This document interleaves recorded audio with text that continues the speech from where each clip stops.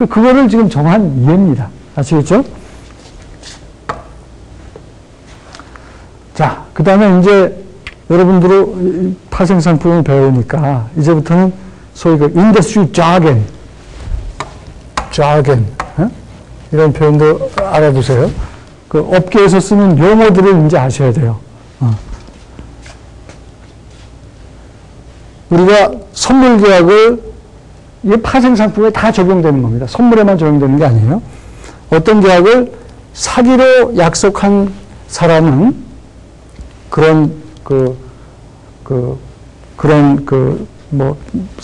사람으로 봐야지 뭐 여기서. 주체는 롱 포지션을 취했다고 봅니다. 그러니까 누가 롱 포지션을 취했다 그러면, 이거는 이 주체가 산 거구나. 선물 계약을 산 거구나. 또는 옵션 계약을 산 거구나. 선도 계약을 산 거구나. 그러니까 샀다는 표현을 buy라고 표현 안 하고 롱 포지션을 취했다고 얘기를 합니다. 아시겠죠? 아셔야 돼요. 팔기로 약속한 주체는 숏 포지션을 취했다고 합니다. 그러니까 누가 숏 포지션을 갖고 있다 하면 팔기로 약속한 거구나. 또는 파는 거랑 관련된 계약을 한 거구나. 롱은 사는 거랑 관련된 계약을 한 거구나. 그런 포지션을 갖고 있으면 지금 사는 포지션을 갖고 있는 거예요. 아시겠어요? 그러니까 롱과 숏을 기억하셔라 그 얘기입니다. 롱과 숏. 이게 뭐라고요? 롱은 산 거고 이게 바이야. 그런데 바이라고 쓰면 촌스럽다 이거예요. 인더스트리에서는 롱 포지션을 취했다 이렇게 본답니다. 팔았다라고 안 하고 숏 포지션을 취했다. 또 얘가 나오네요. 이제 롱도 배웠으니까 롱을 가지고 한번 보자 이거예요. 어떤 투자자가, 인베스터가 enters into a long futures니까 뭐예요? 선물 계약에 샀다. 선물 계약을 샀다 이거예요. 롱은 샀단 말이에요. 근데 이 코맥스는 이건 뭐 거래소입니다. 거래소에서 나이맥스의 디비전인데 이 코맥스 잘 모르시는 분들은 여기 읽어보세요. 제가 설명으로 붙였습니다. 이것도 코맥스, 나이맥스 다 CME 그룹이 인수를 했어요. CME 그룹이 인수를 했습니다. 그래서 이게 다 지금은 CME, 아까 얘기한 CME의 이제 그 하나의 그 부분이라고 볼 수가 있는데, 그거는 이 예제에서 중요한 얘기가 아니고, 선물 계약을 샀다. 롱이라는 표현 기억하시고. 근데 선물 계약은 미래 시점의 거래를 지금 약속하는 거니까 가격도 정해야 되고, 언제 거래할지도 정해야 되고, 그 다음에 얼마나 사고 팔지도 다 정해야 된단 말이죠. 그게 여기 나오죠. 100아운스의 골드를. 이게 600불은 1아운스에 600불이라는 얘기입니다. 이게 per ounce라는 얘기예요. 1아운스에 600불이라는 얘기입니다. 4월에 사기로 그런 롱 포지션 계약을 했단 말이에요. 오케이? 이게 이제 해석이 되시죠.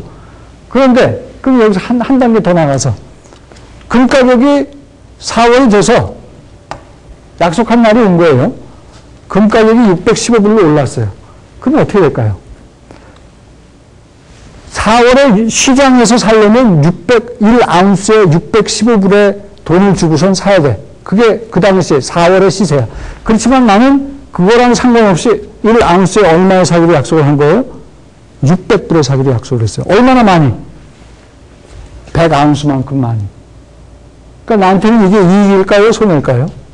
100아운스만큼 615불짜리, 1아운스에 615불짜리 금을 600불에 사니까 1아운스에 15불만큼 이익이죠. 그러니까 이런 선물 거래를 통해서 나는 1,500불 이익을 취할 수가 있는 겁니다. 아시겠어요? 그러니까 선물 계약을 할 때는 그 기초자산 가격이 올라갈 때 돈을 버는 거예요. 반대로 떨어지면 손해보는 겁니다.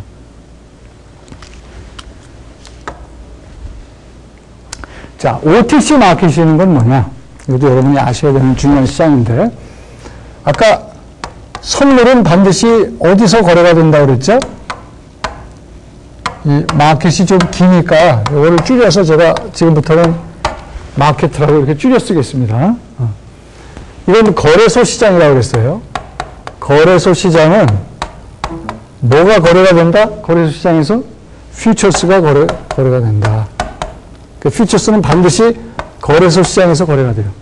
근데 거래소 시장이랑 대조가 되는 시장이 있습니다. 거래소 시장의 특징은 뭐라고 그랬어요? 정해진 특별한 장소가 있어요. 여의도 증권 선물 거래소, 그러면 여의도라는 장소가 있고 빌딩도 있습니다. 뉴욕 유로넥스트 증권 선물 거래소, 뉴욕에 가면은 그 장소가 있고 빌딩이 있어요. 특별히 정해진 장소에서 컴퓨터, 물론 요새는 컴퓨터 시스템에 의해서 많이 거래가 되지만 그런 시장을 익스체인지 마켓이라고 그래요. 우리나라말로 거래소 시장이라고 합니다. 반면에 특별히 정해진 장소가 없어요. 그렇지만 거래가 이루어져. 어떻게? 텔레폰 컴퓨터 링크드 네트워크 오브 딜러. 이 딜러 얘기는 제가 좀 이따 할게요. 이 딜러의 컴퓨터로 또는 전화로 네트워크에 의해서 거래가 이루어져요. 여러분, 제일 큰 금융시장으로 외환시장을 꼽습니다. 근데 외환시장이 어디 있나요? 눈에 보여요? 외환시장이 어디 있어요? 이거 OTC 마켓입니다. 죄송합니다. OTC, 오버 카운터 마켓을 줄여서 OTC. 이게 카운터잖아요. 카운터를 넘어서 거래가 이루어지는 게 이게 특별히 정해진 장소가 없는 거예요. OTC 마켓은. 요새 큰 외환들 전부 금융기관끼리 전화하거나 컴퓨터로 매매를 하는 겁니다. 특별히 정해진 장소가 없어요. 그렇지만 거기서 거래되는 규모가 엄청나기 때문에 제일 큰 시장, 외환시장이라고. 그 외환시장은 정해진 장소가 없어요. 왜? OTC 마켓입니다.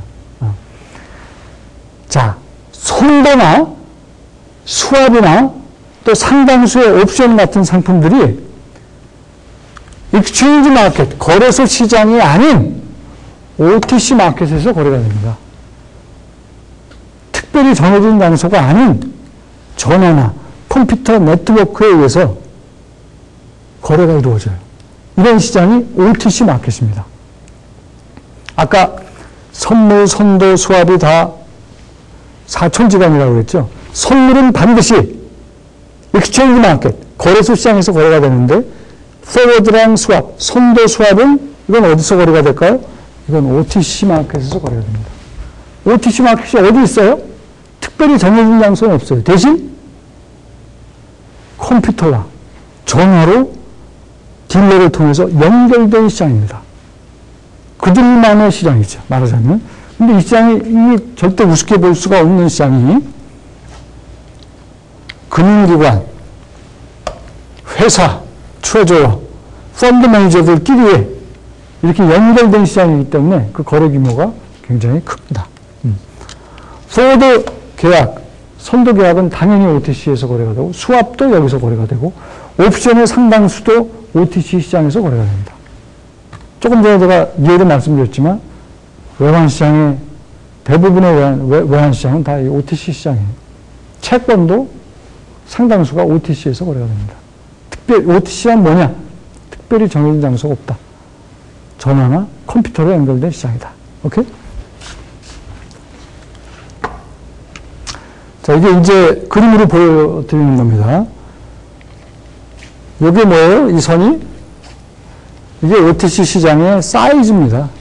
이게 거래소 시장의 사이즈예요. 어느 게 더 커요? OTC가 더 크죠.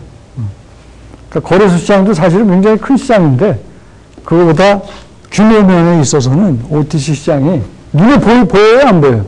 OTC 시장 눈에 안 보여요? 왜? 컴퓨터로 그들만의 리그예요. 또는 전화로 이렇게 연결된 그 금융기관 간 거래를 볼 수가 있는데 기관 간 거래 그 시장이 엄청나게 이렇게 큰 겁니다. 자, 포워드 계약은 이제 OTC 시장을 배웠으니까 similar to 굉장히 유사해요. 뭐랑? 선물 계약, 퓨처스랑 굉장히 비슷한데 뭐가 달라요? 선도 계약은 trade in OTC market. 우리나라 말로는 OTC 시장이 장외 시장입니다.